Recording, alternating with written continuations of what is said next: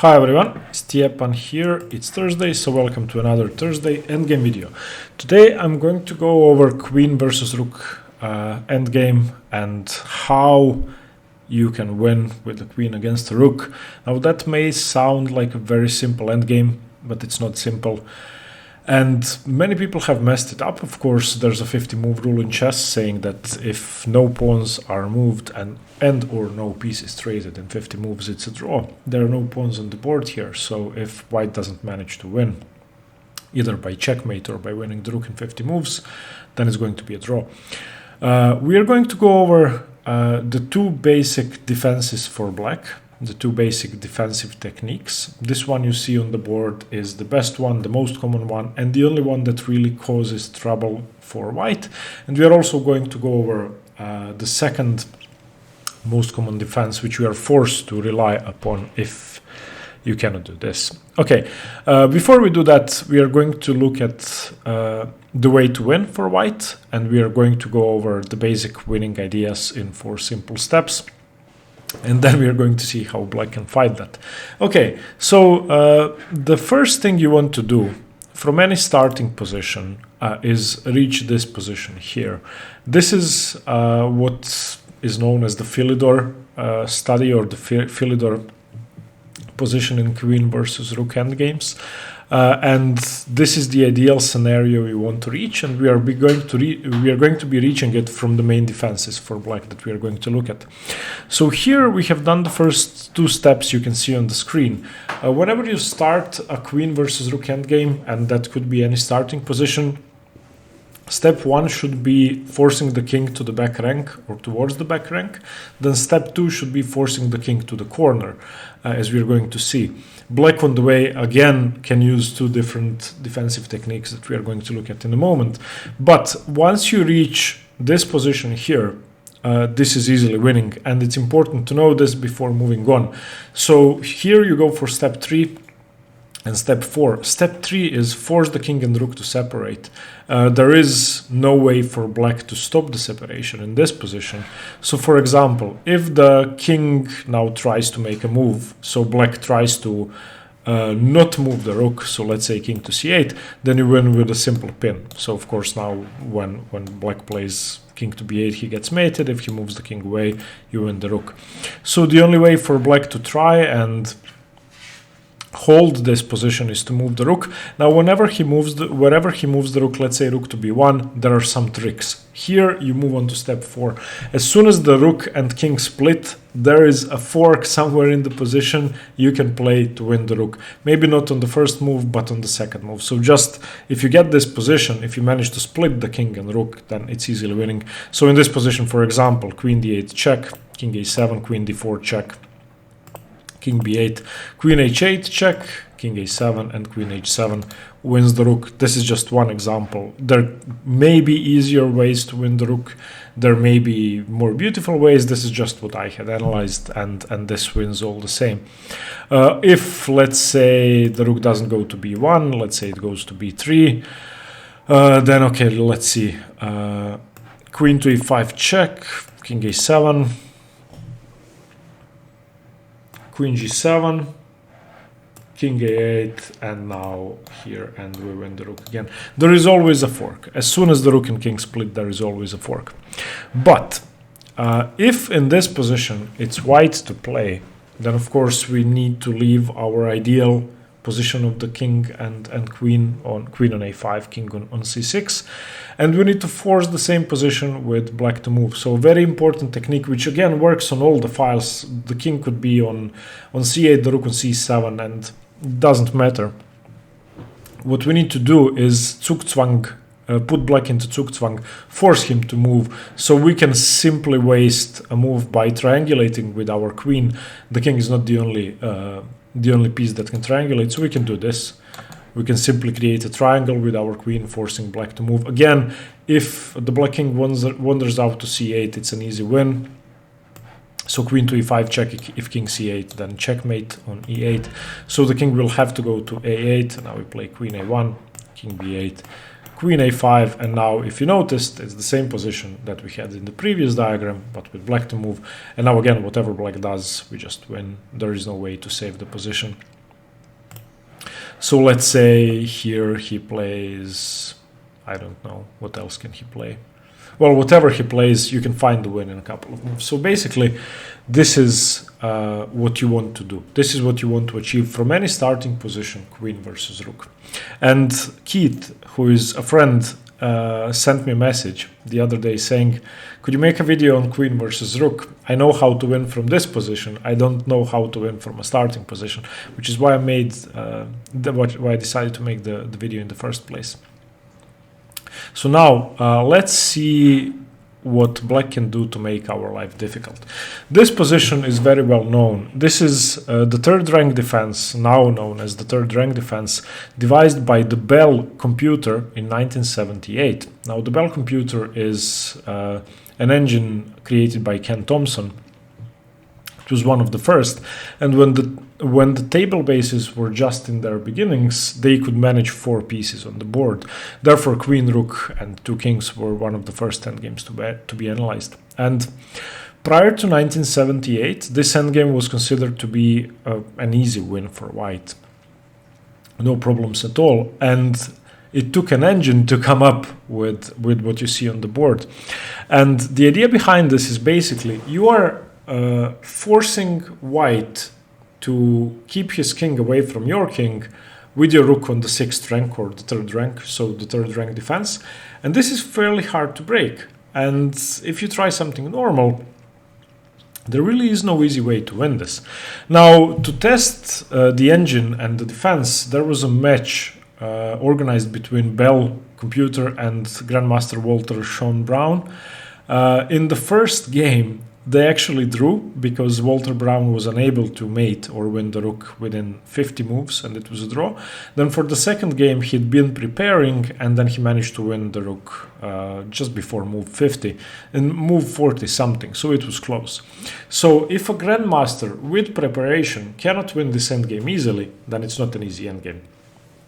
However, you will not be playing engines in your games, so the defense won't be perfect, but let me show you what to do. So in this position, which has become very thematic, there is one move which shows you the importance of what I've written on the right side of the screen. You want to keep your queen in a position that seems counterintuitive, weak, and away from the enemy king. Now that sounds weird, but that's the key to winning these positions. Whenever a 3rd rank defense is set up, you play a move that gets your queen away from the enemy king and gives you much more scope. In this position, this is queen f4. Now, queen f4 will give you queen a4. It will give you a way around the rook and a way into black's position. So let me show you why this wins. Before we get into that, let's just try to play a few sensible moves. If, for example, queen g7, then king e8, and black's plan is to shuffle between d8 and e8, keep the rook on the 3rd rank and wait. So let's say queen to c7 in this position, rook to f6, we are waiting. If king to e5, I'm sorry, then let's say rook to g6. And you are not really making progress. If you check, the king advances forward. There is no easy way to fork the king and rook, so it's not easy. And during a real game, you could easily surpass the 50 move rule. Firstly, you need to get the king to the back rank, then you need to get it towards a corner, and it could take time. For example, if we try queen g8 check immediately, then king to e7, the king is moving up.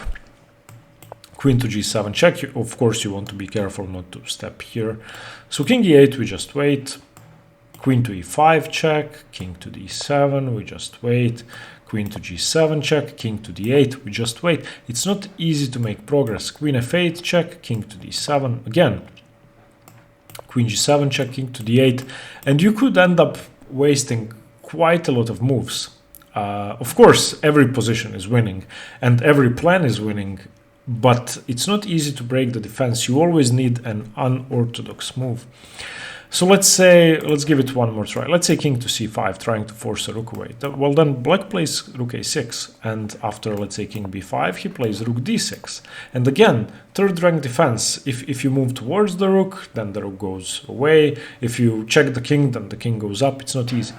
So queen f4, and this is the move that simply wins. Now there are several options. King d7 is the best move.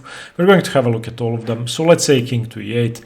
This is easily refutable because queen e3 simply wins the rook. This is what happens when rook and king split. So you don't want to split your king and rook. So let's say in this position he goes rook to a6. Another easily refutable move because of queen b8 check, king e7, and again we win the rook. So remember that this move gives you a lot more scope and basically forces black to keep his king and rook together in a way that's well, bad for him. Of course, he would like to play something like king c7, but that's illegal. So the only two moves that we have to look at are king d7 and king c8. If king c8, then we can move towards the rook, and you are now forcing the king to the corner. Remember the second rule. Once the king is on the back rank, we want to get it into a corner. So king c5, rook a6, he waits. And now we can go queen f1 or queen e4. Both moves are okay.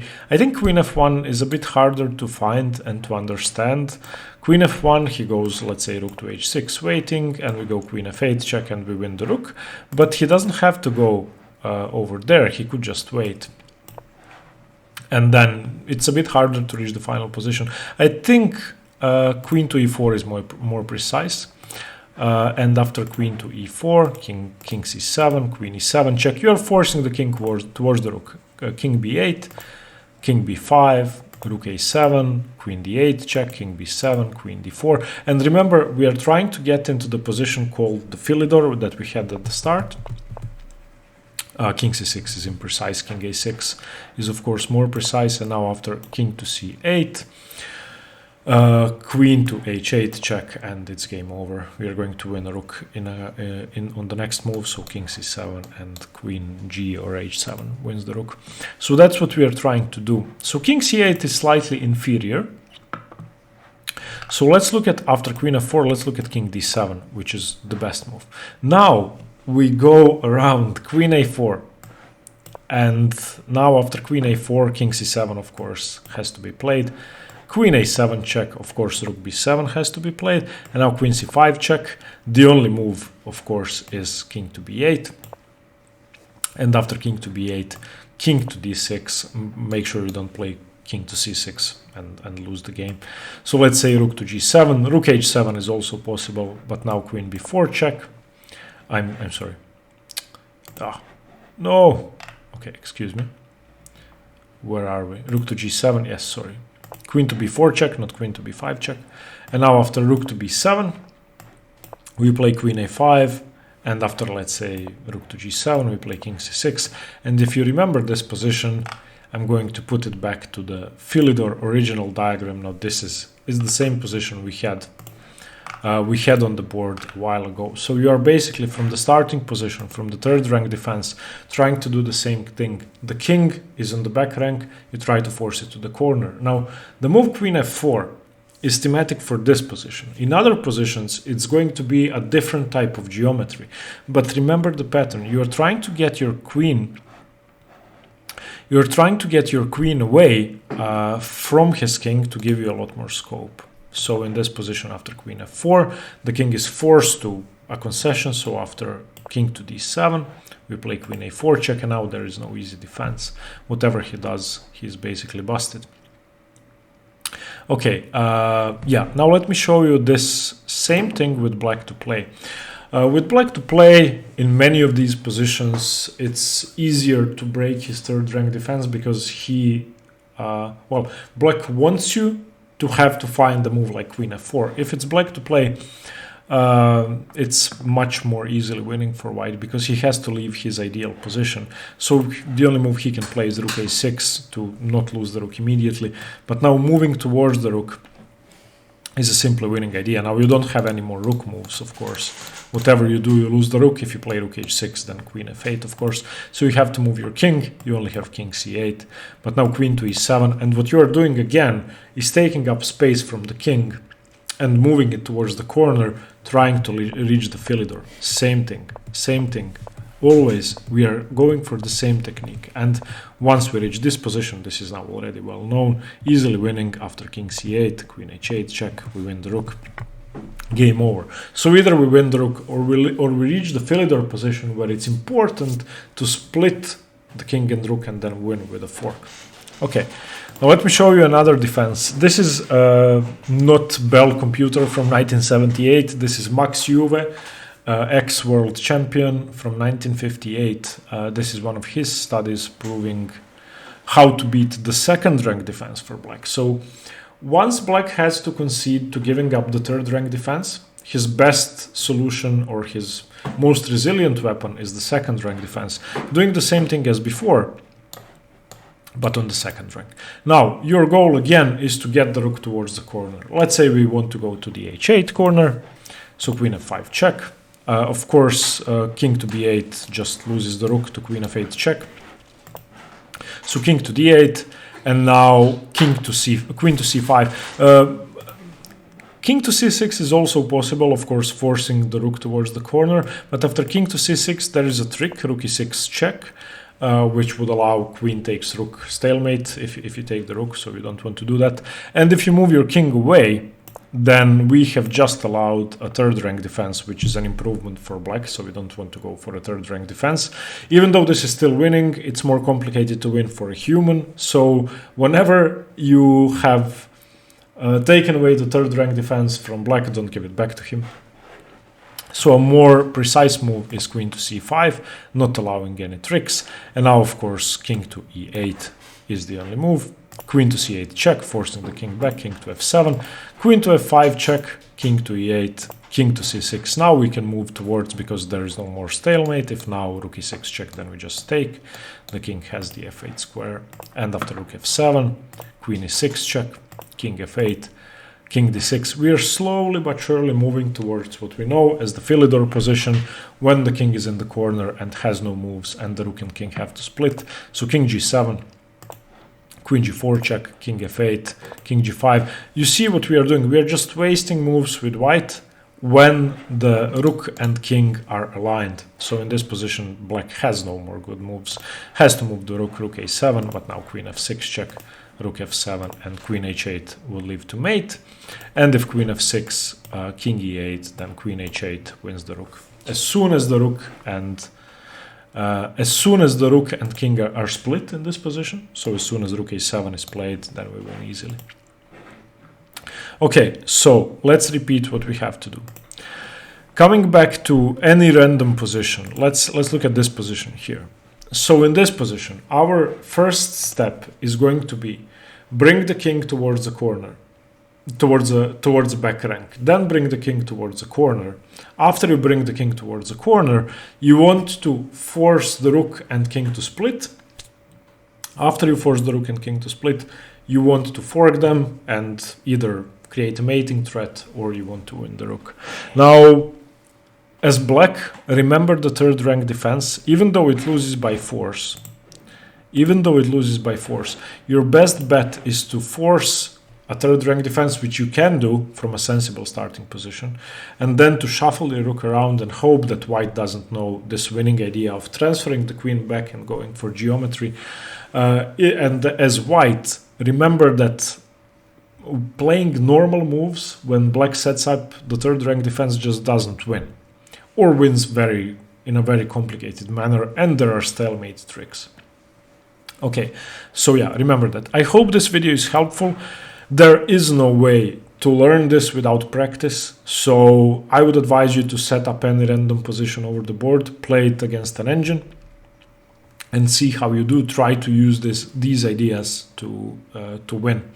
Good luck, let me know what you think, and stay tuned for more chess. Bye-bye.